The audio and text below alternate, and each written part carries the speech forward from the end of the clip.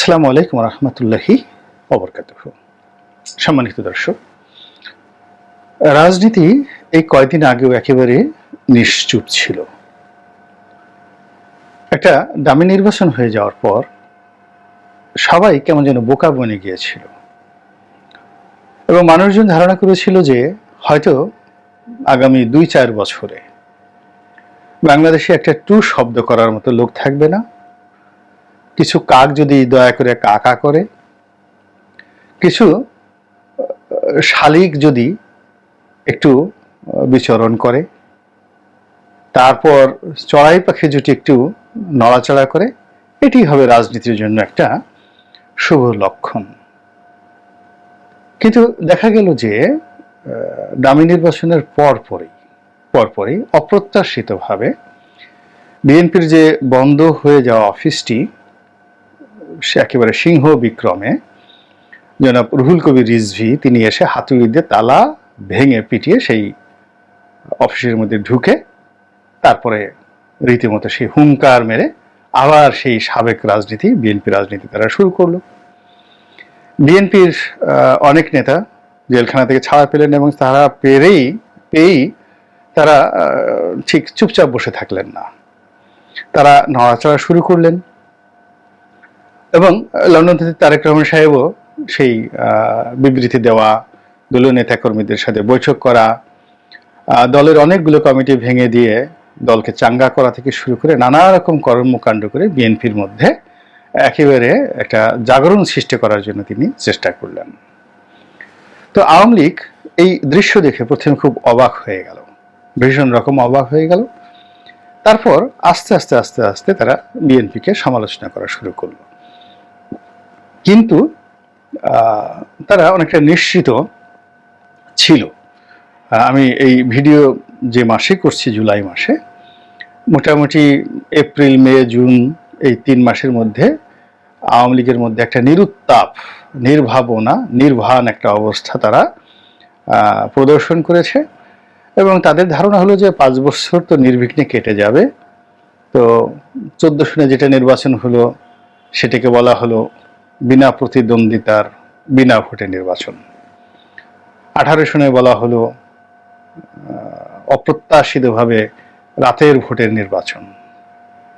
আবার এবছর একটা নাম হয়ে গেল ডামি নির্বাচন। এবং এই ৩টা নামই কর্ম করার পর এটি হলো। কর্ম করার আগে কেউ ভাবতে পারেনি যে এরকম একটা কর্ম হবে বা এরকম একটা নাম আসতে পারে। তো সেই দিক থেকে আওয়ামী লীগের যারা অতি উৎসাহী আশাবাদী লোকজন আছে তারা দেখা গেল যে চিন্তা করলো যে ৫ বছর তো চলে যাবে, ৫ বছর চলে যাওয়ার পরে আগামীতে যে নির্বাচন হবে সেটির নাম কি হবে, সেটির দামের পরিবর্তে কি নাম হতে পারে, এরকম চিন্তা যখন তারা করছিল তখন একটার পর একটা প্রাকৃতিক ঘটনা বাংলাদেশে ঘটে গেল। প্রথম শুরু হলো বেনজিরকে দিয়ে এবং বাংলাদেশের ক্ষমতার আকাশে বেনজিরের যে উত্থান এবং দাপট, এটি অতীতে কোনো প্রেসিডেন্ট, কোনো প্রধানমন্ত্রী ঠিক এই জৌলুসটি ভোগ করতে পারেননি। আইজি হিসেবে তাকে মনে করা হতো যে তিনি সমস্ত হর্তাকর্তা, দণ্ড এবং মুন্ডের মালিক। মানে মুন্ড বলতে এই যে মস্তক, কারো শিরচ্ছেদ করার ক্ষমতাও তার, আবার কারো শিরচ্ছেদ হবে এই হুকুম দেওয়ার ক্ষমতাও তার। এই জন্য এটিকে আঞ্চলিক ভাষায় প্রবাদরূপে বলা হয় দণ্ড এবং মুন্ডের অধিকর্তা। অর্থাৎ হাকিমও তিনি, হুকুমদাতাও তিনি, আবার হুকুম বাস্তবায়ন করারও তিনি।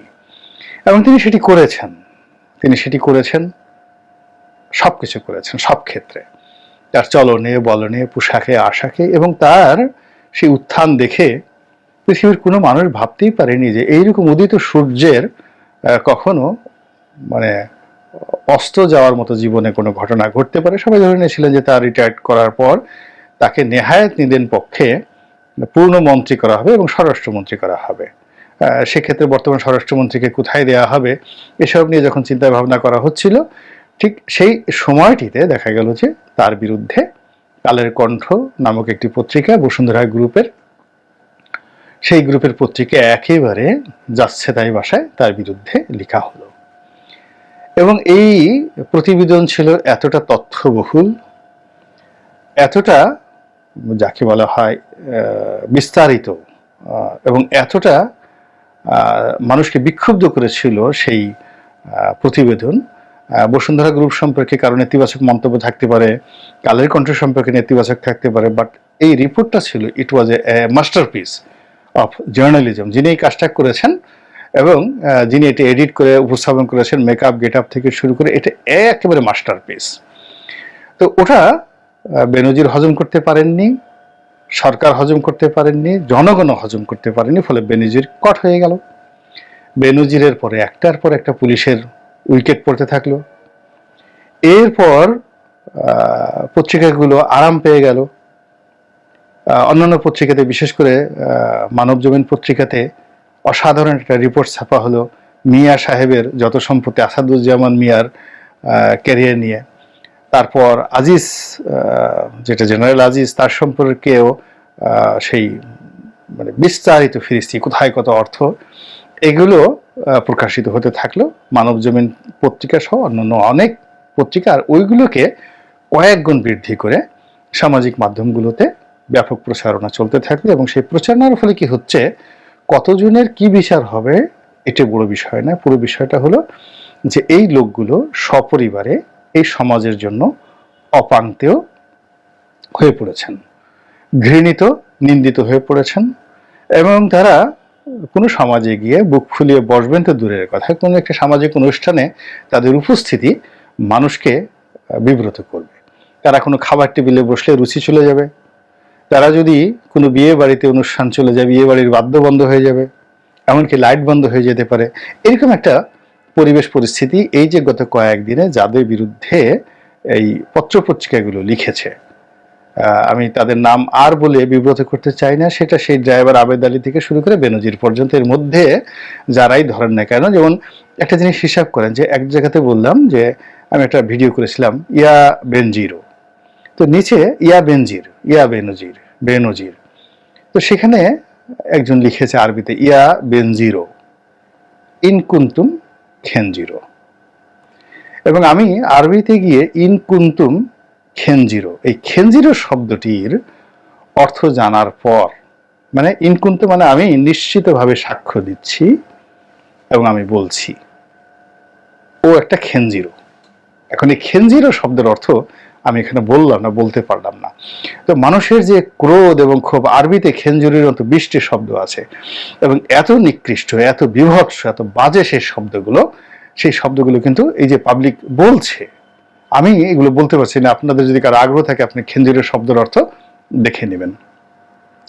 তো যাই হোক, এবং তার সঙ্গে সে বলছে ইনকুন্তু, মানে আমি একেবারে সাক্ষ্য দিচ্ছি, নিশ্চিতভাবে বলছি ও একটা খেনজিরো। তো এইভাবে সমাজের যে সাধারণ মানুষের যে ক্রোধ, এই ক্রোধ এই দুর্নীতিবাজদের উপরে একেবারে রীতিমতো অগ্নুৎপাত হয়ে, উল্কাপিণ্ড হয়ে এদের মাথার উপর বর্ষিত হয়েছে। দে আর ফিনিশড। তারা আগামী 100 বছর, 500 বছর, 1000 বছরে বাংলার জমিনে এই নামগুলো আর কখনো ওয়েল অ্যাকসেপ্টেড হবে না। তাদের আত্মীয় পরিবার পরিজন সবাই বিব্রত হবে অনাগত দিনে। কেউ কেউ তো বলে ফেলছেন যে অমুকের মেয়ে, ওই ছেলের যদি ন্যূনতম আত্মমর্যাদাবোধ থাকে তালাক দিয়ে দেওয়া উচিত। অমুকের ছেলের সাথে বিয়ে হয়েছে, তার ওই মেয়ে যার বিয়ে হয়েছে বউর উচিত তালাক দিয়ে দেওয়া। এই সকল কথাবার্তা কিন্তু সমাজে হচ্ছে। এখন সমস্যা হলো যে এই লোকগুলো সবে কিন্তু রাজনৈতিকভাবে নিয়োগপ্রাপ্ত এবং আওয়ামী লীগের পেয়ারের মানুষ ছিলেন তারা, এবং অনেকে হয়তো এখনো আছেন। ফলে কি হচ্ছে, ঘুরে ফিরে এদের কুকর্মের যে দায় আওয়ামী লীগের উপর পড়ে যাচ্ছে। আওয়ামী লীগের লোকজন বলার চেষ্টা করছে যে আমরা এদের দায় কেন নেব? আরে বাবা, তোমরা যদি দায় না নেবা, তাহলে তোমরা যদি এদেরকে নিয়োগ না করতে, একজন বেনজিরো, একজন খেনজিরো, একজন আজিজু, এই সমস্ত লোকজন, এই বাংলাদেশের লোকজন কি তাদেরকে চিনতো, তাদেরকে জিজ্ঞাসা করতো? এখন তুমি তাদেরকে নিয়োগ দিয়েছো, তুমি সন্তান পয়দা করেছো, তাকে মানুষ করার দায়িত্ব তোমার। সন্তান যদি গাঁজা খায়, কোনো পিতা কি সেটাকে দায়িত্ব দিতে পারে? সন্তান যদি রেপ করে, ডাকাতি করে, চুরি করে, সবাই তো তার পিতামাতাকে খারাপ বলে। আবার সন্তান যদি অলি আল্লাহ হয়, গাউস কুতুব হয়, ভালো কিছু হয়, তো বাবা মার জন্য দোয়া করে যে আল্লাহ তুমি একটা সুসন্তান, এই কি মানুষ দিয়েছো, তার ঘরে একটা সুসন্তান দিয়েছো, এভাবে মানুষ করে। তো এখন আওয়ামী লীগের যে সমস্ত দুর্নীতিবাজগুলো আওয়ামী লীগের সময়টাতে পদ পদবি ব্যবহার করে এই অপকর্ম করেছে, এটা পুরো রাজনীতির যে একটা স্থিতি অবস্থা থাকে, একটা অ্যাডাপশন থাকে, একটা রিলেটিভিটি থাকে, এই পুরো জিনিসটিকে নষ্ট করে দিয়েছে। নষ্ট করে দেওয়ার পরে এখন এই মুহূর্তে আসলে সঠিকভাবে রাষ্ট্রের একটা জিনিসও অ্যাক্ট করছে না, কোনো কমান্ড ঠিক মতো কাজ করছে না, সবার মধ্যে ভয় কাজ করছে, আতঙ্ক কাজ করছে। এবং সরকারের তো অনেক আগের থেকে রাজনৈতিক ক্ষমতা শূন্যে চলে গিয়েছিল, তারা দেশি বিদেশি ক্ষমতা, তারপর শেষে নিজেদের যাকে বলা হয় ব্যক্তি ইমেজ, যেমন প্রধানমন্ত্রীর ব্যক্তি ইমেজ, এটাকে ব্যবহার করে প্রশাসনের উপর তারা একটা চাপ প্রয়োগ করছিল এবং প্রশাসনকে বলতে গেলে অনেকটা যাকে বলে জিম্মি বানিয়ে ফেলেছিল, যে you have no way just to follow our command and just to follow our instruction and just to comply our ideology, otherwise you will finished. তোমাদের প্রমোশন হবে না, চাকরি থাকবে না, আমাদের পরিবর্তে যদি অন্য দল ক্ষমতায় আসে তাহলে তোমাদেরকে মাটির সঙ্গে মিশিয়ে দেবে। এইরকম একটা যাকে বলা হয় প্রকাশ্য অপ্রকাশ্য ভাববাদী একটা হুমকি যারা রাষ্ট্রের প্রজাতন্ত্রের কর্মকর্তা কর্মচারী আছেন তাদের উপর দীর্ঘদিন যাবতীয় কিন্তু বোঝার মতো চেপে আছে। কিন্তু এই যে দুর্নীতি কর্মকাণ্ডগুলো প্রকাশিত হওয়ার পর যখন এই প্রশাসনের সাধারণ লোকজন দেখলো যে দুর্নীতি করে পার পাওয়া যায় না, কাজেই আমিও দুর্নীতি করলে পার পাবো না।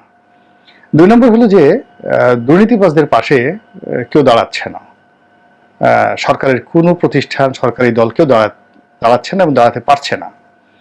এবং থার্ড হলো যে এই দুর্নীতিবাজরা লোকচক্ষুর অন্তরালে চলে যেতে বাধ্য হচ্ছে, পালাতে বাধ্য হচ্ছে এবং প্রকাশ্যে এসে তারা কোনো কিছু করতে পারছে না। তখন কি হচ্ছে, ওই যে প্রশাসনের উপর যে একটা আধিপত্য প্রভুত্ব, প্রশাসনের উপর তাদের যে একটা থ্রেড যে জিনিসটা ছিল, ওটা এখন একেবারে মিনিমাইজ হয়ে শূন্যতে চলে আসছে। আর শূন্যতে চলে আসলে যেটা হয় সেটা হলো, আপনি ধরুন একটা বেলুন কিনলেন, স্বাভাবিক একটা বেলুন কিনলেন, তো ওর একটা আকৃতি আছে, কিন্তু ওটা যদি আপনি প্রথমে ফুলানোর পরে আবার যদি সেটার বায়ুগুলো ছেড়ে দেন তাহলে দেখবেন ওটা ঢিল ঢিল হয়ে গেছে, ওটার ইলাস্টিসিটিটা শেষ হয়ে গেছে, দেখতে বিশ্রী এবং কদর্য মনে হয়। ওই আমরা ছোটকালে বেলুন, রাজা বেলুন ফুলাতাম, ফুলানোর পরে যখন এটা ছেড়ে দিতাম দেখতে খুব বাজে লাগতো। এখন ওই রকম যারা সেই বিভিন্ন জায়গাতে হর্তাকর্তা সেজে, মানে একটা দেখা গেল ময়ূর সে বাঘের মতো আকৃতি ধারণ করে আছে, একটা সজারু সিংহের মতো আকৃতি ধারণ করে আছে, একটা শকুন সেই টিয়া পাখির মতো আকৃতি ধারণ করে আছে। তো সেই জিনিসগুলো যখন এখন আসল চরিত্রে ফিরে আসছে তখন আর তাদের কোনো আকৃতি নাই, না তারা টিয়া পাখি, না তারা শকুন, না তারা সজারু, না তারা বাঘ, একটা মধ্যবর্তী কেমন যেন মাতাল অবস্থার মধ্যে এই ক্ষমতাধর শত শত লোকজন সেভাবে পড়ে গিয়েছে।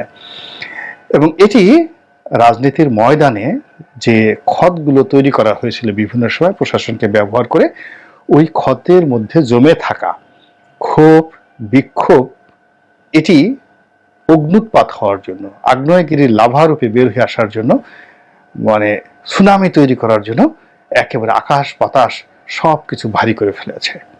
এবং তার একটা ছোট নমুনা দেখেন, এই যে আমাদের কোটা বিরোধী আন্দোলন, এটি 3 দিন আগে বা 4 দিন আগে যখন শুরু হলো, এটিকে মনে হলো যে একটা হাস্যকর একটা জিনিস, যেটা সরকার 1 মিনিটে বন্ধ করে দিতে পারে।